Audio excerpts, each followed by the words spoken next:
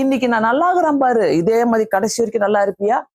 அத அடிக்கடி ஒரு கேள்வி என்னுடைய என்னுடைய அண்ணன் கேட்பாரு. என்னன்னாக்கா, அடுத்த 5 வருஷத்துல நீ எப்படி இருக்க போற?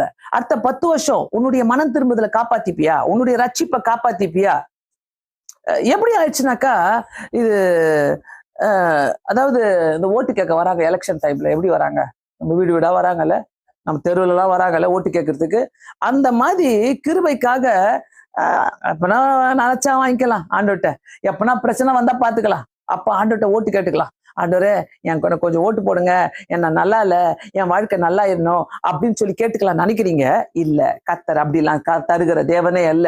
நம்முடைய கிறிஸ்தவ வாழ்க்கையில கண்டிப்பாக கிருபையை இழக்காதே, கிருபையை இழக்காதே. ஒருவனும் தேவனுடைய கிருபையை இழந்து போகாத படிக்கு உனக்கு இன்னைக்கு நல்ல வேலையை கொடுத்திருக்கிறாரா? கர்த்தருடைய கிருபை. நல்ல பணங்களை கொடுத்திருக்கிறாரா? கர்த்தருடைய கிருபை. உனக்கு நல்ல வாழ்க்கையை கொடுத்திருக்கிறாரா? கர்த்தருடைய கிருபை.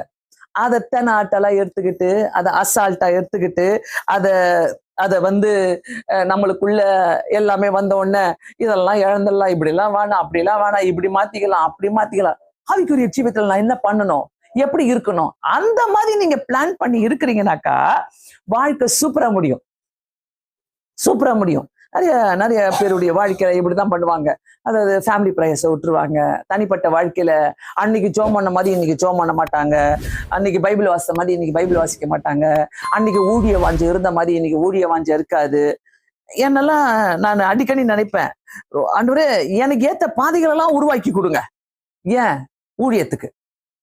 சோ கர்த்தர் எங்கன்னா கைவிடுவாரா? நான் நேத்து வில்லியம் கிட்ட பேசிட்டு இருந்தேன். வில்லியம் அங்க உட்காந்து 53,000 54,000 ரெண்ட்டை கட்டிக்கிட்டு சும்மா 20 பேரை உட்கார வச்சுக்கிட்டு ஆண்டவர் பார்த்தாரு, வாக்குத்தத்தம் கொடுத்தாரு. என்ன வாக்குத்தத்தம் கூட அதை நான் காட்டுறேன் பாருங்களேன். எபிரேயர்ல 10வது அதிகாரத்துல பயங்கரமான ஒரு வாக்குத்தத்தம் எனக்கு கொடுத்தாரு. நான் அப்படியே அலறி போயிட்டேன்.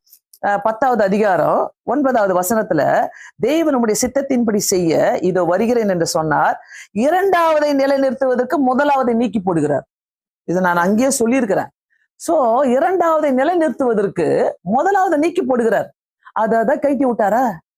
போயிடு வானா, உனக்கெல்லாம் இதெல்லாம் ஒத்து வராது, ரட்சிப்பை நீ காப்பாத்திக்க முடியாது, போயிடு, நீ மனம் திரும்புதல காப்பாத்திக்க முடியாது, வேணா. அதாவது தானா கைட்டிக்கிட்டு போச்சு. ஆனா எல்லாத்தையும் என் மேல சும்மானா குறைகளையும் குற்றங்களையும் சொல்லிட்டு போவாங்க. அது மாதிரி உலகம்தான் இது. ஆனாலும் ஊழிய நின்னுச்சா? என்ன நிறுத்தினாரா கர்த்தரு? பயங்கர பிஸி. இதோ முடிச்சிட்டு காலையில 7 மணிக்கு 7:30 மணிக்கு போயிட்டு இதோ இன்னொரு சர்வீஸ் இங்க என்ன